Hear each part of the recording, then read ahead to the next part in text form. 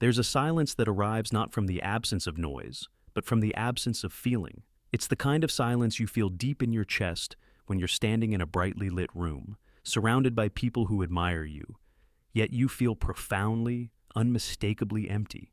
What if, on one quiet morning, you looked into the bathroom mirror and realized you were looking at the face of a complete stranger, an identity built not from your own wishes, but from the composite of everyone else's fleeting approval? This isn't a story about confidence. Confidence is loud. It demands attention. This is a story about the quiet, slow-motion collapse that happens when you spend years outsourcing your self-worth to the world outside your skin. We often look at people who genuinely don't seem to care what others think, and we marvel at them. We call them fearless, or perhaps arrogant. But we miss the simple, devastating truth. They are not fearless. They are just the ones who have become too tired to perform. They are the ones who finally realized that the weight of pretending had become heavier than the weight of being judged. Most people who say, "I don't care what people think," are lying to themselves. They say it because they desperately wish it were true. They mistake indifference for freedom, but genuine freedom doesn't come from defiance. It comes from exhaustion. Think back to your own life. You, like almost everyone else, have spent years in what I call the quiet performance. It's not a performance on a stage, but a daily invisible adjustment. You adjust your tone of voice so you sound agreeable. You adjust your dreams so they look realistic and non-threatening. You adjust your personality so you don't stand out, or perhaps so you stand out just enough to be safely admired.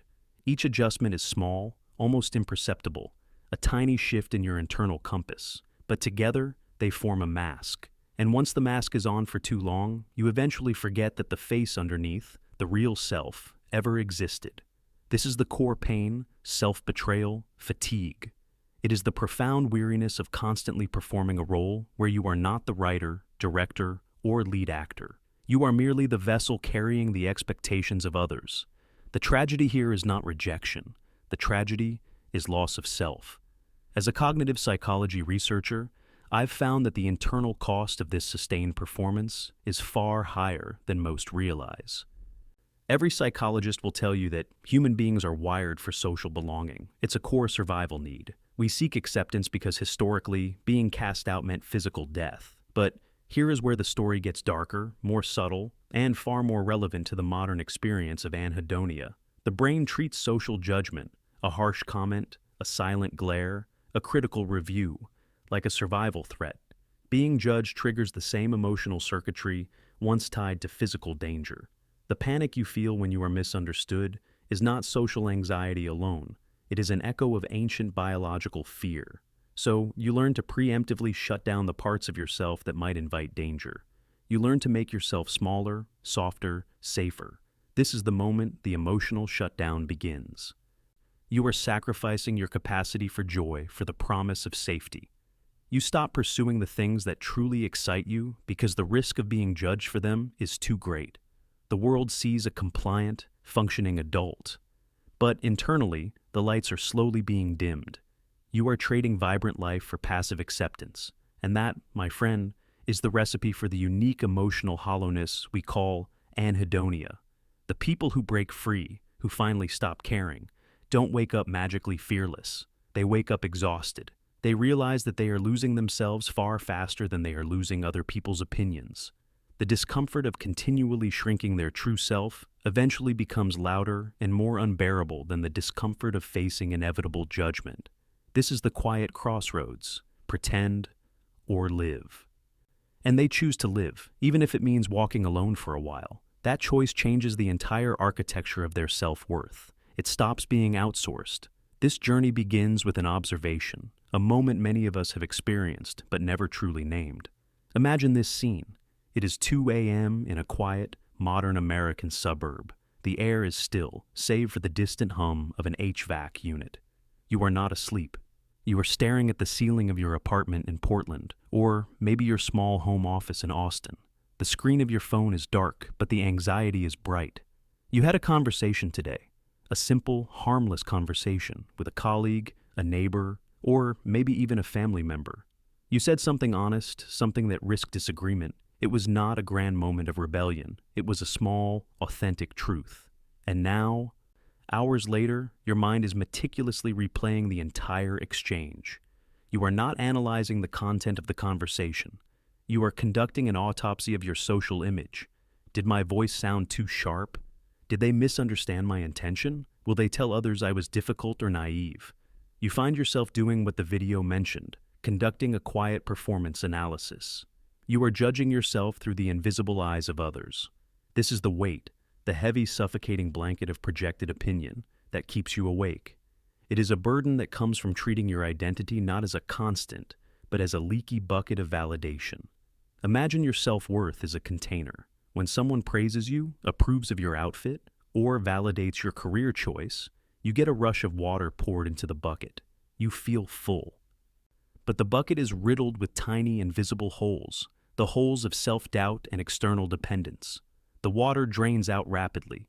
By tomorrow morning, you are empty again, forced to go back out and desperately seek more validation to refill the container. This is why the performance is so exhausting. The need is chronic. We learned this habit young. We learned that survival depended on external approval. Perhaps you grew up in a home where love was conditional, tied to academic performance or emotional placation.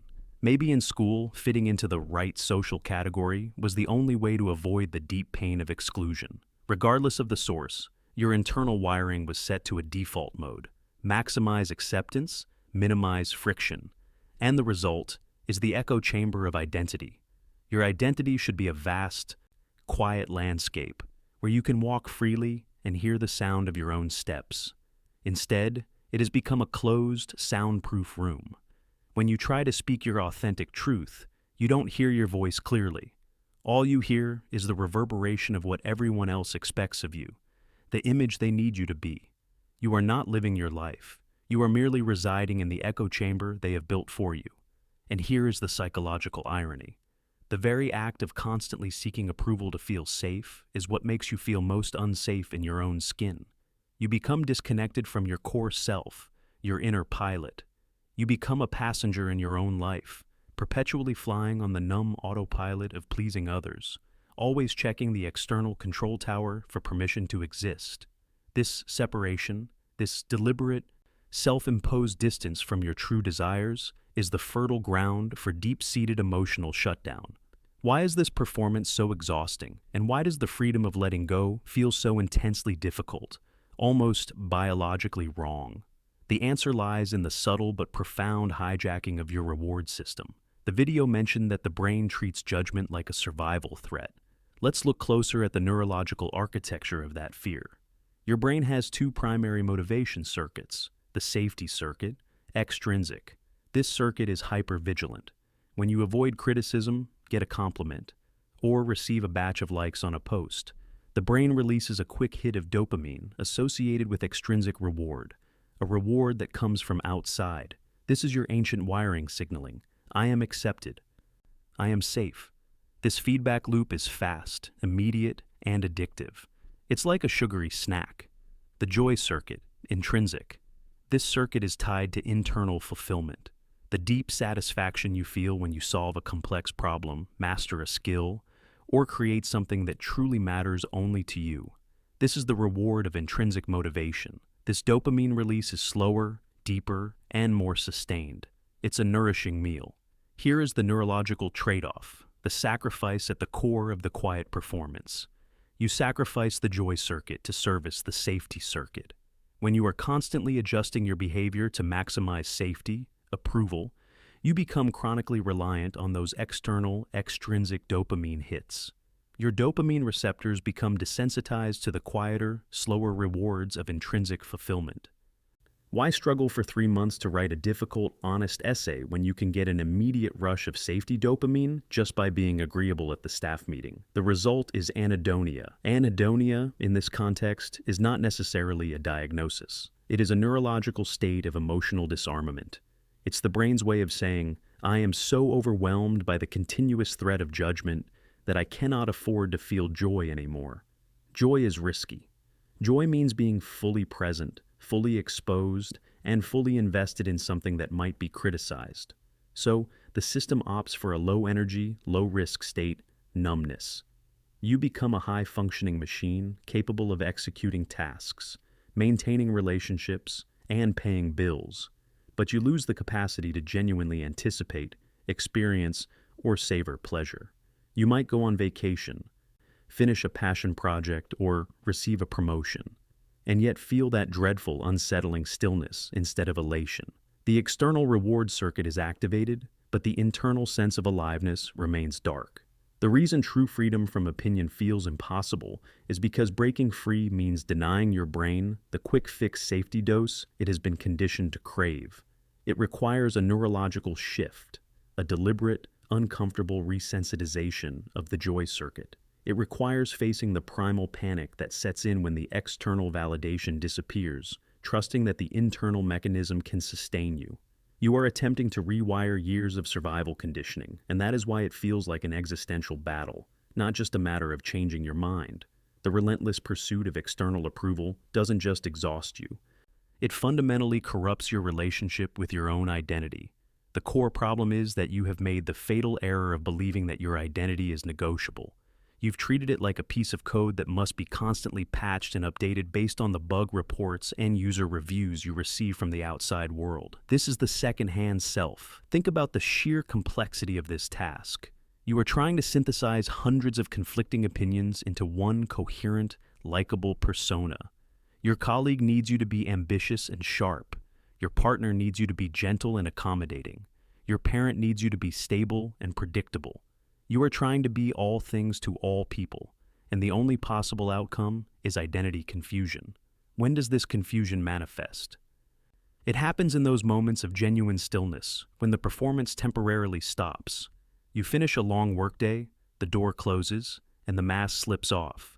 You stand there, holding the mask, and realize you no longer know whose face is underneath. You look at your own decisions, your career path, your hobbies, your style of communication, and you can't discern which ones were driven by genuine desire and which were merely driven by the invisible hands of approval and disapproval. This is why the original video insight rings so profoundly true. You lose yourself far faster than you lose other people's opinions. Opinions are transient. They change with the weather, their mood, and their circumstances. But when you sacrifice your inner voice to accommodate them, that loss of self is acute and cumulative. The psychological antidote to this chaos is the internal compass. But building this compass requires accepting a difficult, painful truth. Judgment is inevitable. You could live your life with perfect kindness, generosity, and integrity, and someone, somewhere, will still misunderstand your silence as weakness, interpret your ambition as arrogance, or view your clarity as coldness. This is because every opinion is filtered not through truth, but through the critic's own lens. Their insecurities, their past traumas, their worldview. The free individuals are not the ones who found a trick to stop judgment. They are the ones who internalize the fact that judgment has nothing to do with them. When someone judges you, they are giving you a glimpse into their own inner landscape, their own fears. Their reaction is a reflection of their history, not your inherent worth. Once you truly understand and accept the inevitability of misunderstanding, you stop shaping your life around its avoidance. You stop engaging in the calculation, the endless energy drain of self-monitoring. That energy, previously dedicated to defense, is now freed up for living.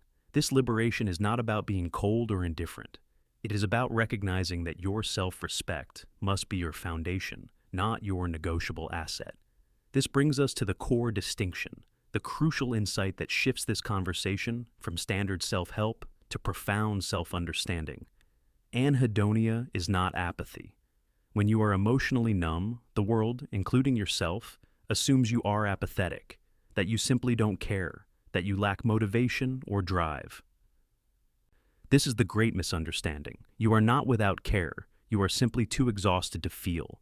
Apathy is the lack of concern or interest. Anhedonia, in the context of the quiet performance, is the deliberate self-imposed disconnection from the capacity for pleasure. Why is this disconnection so vital to maintaining the performance? Because genuine pleasure, genuine joy, is inherently vulnerable. Joy is an exposed state. When you are truly delighted by something unique to your core self, you risk standing out, and standing out means risking judgment. If you allow yourself to feel profound joy over a highly unconventional hobby, a specific artistic pursuit, or a deeply personal belief, You make yourself an easy target for criticism. The nervous system, operating under the constant stress of potential judgment, views this vulnerability as a security flaw. To prevent the inevitable pain of judgment hitting your most prized, joy-filled connections, the system institutes a general emotional lockdown. It turns down the volume on everything, the good and the bad. This is the sacrifice of the emotional spectrum. You wanted to mute the pain of criticism, but you accidentally muted the color of life itself. The person who stops caring about external opinions is simply the person who has chosen to resensitize their emotional system. They have accepted the full spectrum. They know that letting in deep, intrinsic joy means letting in the inevitable pain of being misunderstood. They realize that a life lived in a perpetually dimmed state of safe neutrality is the most dangerous existence of all, because it is the life you didn't actually live. We are told to be resilient to criticism, but these free individuals don't just possess resilience. They possess emotional neutrality. Think about the difference. When a person who relies on external validation receives a compliment, their self-worth spikes. When they receive criticism, it plummets. They are an emotional yo-yo, constantly pulled up and down by the external world. The free individual, however, receives the compliment, appreciates the goodwill, but does not cling to it. They receive the criticism, evaluate its utility, but do not absorb it into their core identity. Their self-worth doesn't rise and fall. It remains steady. This steadiness is not arrogance. It is clarity. Clarity about who they are, what they value, and what truly matters in the long term, far beyond the lifespan of a single passing opinion. The moment they choose authenticity, they stop begging for validation. And that is the paradox. When you stop begging for validation, you become the kind of person others validate naturally. The world senses when someone is not motivated by fear, and that inner stability is what others are truly drawn to. The free individual has learned to separate two fundamental concepts that most of us desperately confuse: identity and image. Image is what the world sees. It is the filtered, polished, socially acceptable profile you present to minimize friction. Identity is what you know yourself to be, your core values, your non-negotiable truths, your inner landscape. When image becomes more important than identity, your entire existence becomes a performance. Your life is defined by the mirror of external perception. This is the quiet tragedy that the original video touches upon. It is the profound sense of regret that sets in when you realize life is short, and you have spent the majority of it pretending. This sustained pretense drains mental energy. Every simple choice, how to dress, what to share, what dream to pursue, becomes a complex calculation designed to fit into invisible molds. The constant negotiation with your self-respect is exhausting. It turns your emotional world into a state of perpetual defensiveness. But when identity becomes the primary focus, you start living from a place of strength. The truly free individuals have established boundaries, and boundaries in this context are not tools of rebellion. They are acts of self-respect. They are the necessary walls you build to protect your emotional space from the influx of external expectations. They don't say yes when they feel no, simply to maintain peace. Instead, they create peace by honoring their boundaries. This is crucial. People don't respect those who try to please everyone. They respect those who communicate self-respect. This ability to set boundaries, to choose clarity over fear, is what allows them to form genuine relationships. They are not interacting from a place of fear or neediness, the leaky bucket. They are interacting from a place of authenticity, and authenticity creates bonds that last longer than any carefully constructed performance ever could. They have learned that authenticity has its own silent gravity. It naturally draws the right people in and gently filters out the ones who never belonged in your life anyway. Furthermore, they have mastered the rare skill of being misunderstood without panicking. This is one of the highest forms of psychological maturity. You cannot fully control how the world interprets you. The moment you accept this delicate truth, you stop shaping your life around interpretations. Imagine a life where criticism doesn't freeze your dreams, where misunderstanding doesn't uproot your self-worth. That is the internal landscape they inhabit. They have made peace with their own contradictions. They know they will make mistakes, they will occasionally look foolish, and they will evolve beyond old versions of themselves. This acceptance removes the pressure to appear flawless, allowing for continuous, quiet growth. Growth becomes impossible when you are terrified of how it looks to others. So, if the psychology of freedom is built upon accepting inevitable judgment and prioritizing identity over image, how does one begin the slow, arduous process of resensitizing the emotional system and regaining control? This is not a task for loud, motivational declarations. It is a task for quiet, persistent observation. The first, gentlest step toward recovery is to stop focusing on the fear of being judged and start focusing on the fatigue of performing. Instead of asking, "What are they thinking of me?" start asking, "Does this feel heavy?" When you agree to an obligation you dread, does it feel heavy? When you hide a truth about your identity to please someone, does it feel heavy? That heavy, sinking feeling, that is your internal compass trying to recalibrate. That is the cost of the quiet performance registering on your internal ledger. The free individuals are not superhuman. They simply view fear as a signal, not a command. Most people feel fear of judgment and interpret it as stop, change yourself, avoid. The free individual feels fear and interprets it differently. This is uncomfortable, but it will not destroy me. This distinction rewires their decision-making. They don't avoid situations because they might be judged. They move through them because they trust their ability to handle the resulting discomfort. That trust is built slowly through small, intentional acts of honesty. Start small with quiet honesty. Practice the tiny moments of truth that others might find irrelevant. Choose the shirt you like, not the one you think looks best on Instagram. Say no to a request that genuinely drains you without providing an elaborate, guilt-ridden explanation. These small acts are not rebellion. They are microdoses of internal validation. Each time you choose your truth over approval, your internal confidence grows. Not loud, aggressive confidence, but quiet, steady calmness.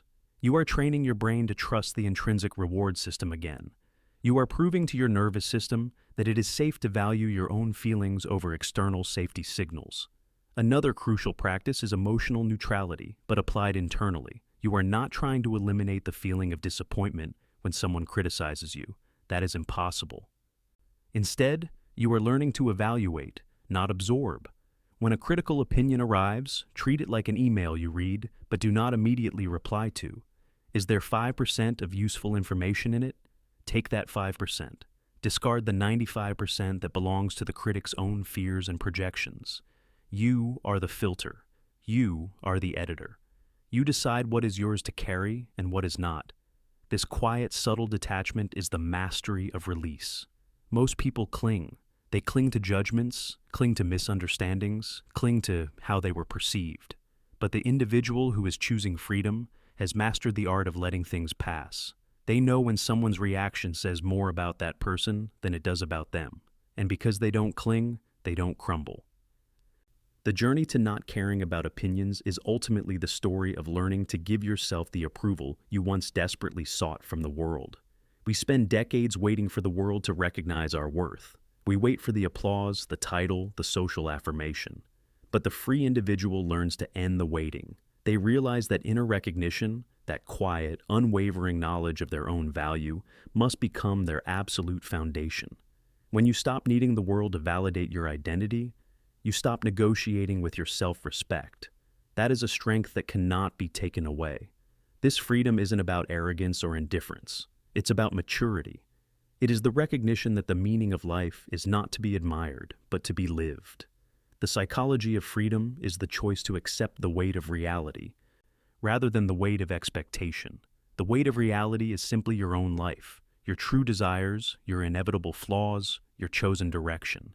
It feels honest, and while sometimes challenging, it is fundamentally light. The weight of expectation is the quiet performance, the constant exhausting calculation of keeping up appearances, the maintenance of the image, the fear of being misunderstood. That weight is fundamentally heavy, suffocating. The ultimate insight is this: the world is far more forgiving than you believe. The more you hide your real nature, the more people question you because they sense the performance. The more you reveal your truth, gently, honestly, unapologetically, the more people relax around you. Authenticity is contagious. It gives others the silent permission to be themselves. And if you are listening closely, perhaps a small part of you is already stepping into that freedom. Not loudly, not publicly, but quietly, the way real change always begins. It starts as a whisper. I don't have to live for their expectations. And once that whisper appears, it begins to grow, slowly at first, then steadily.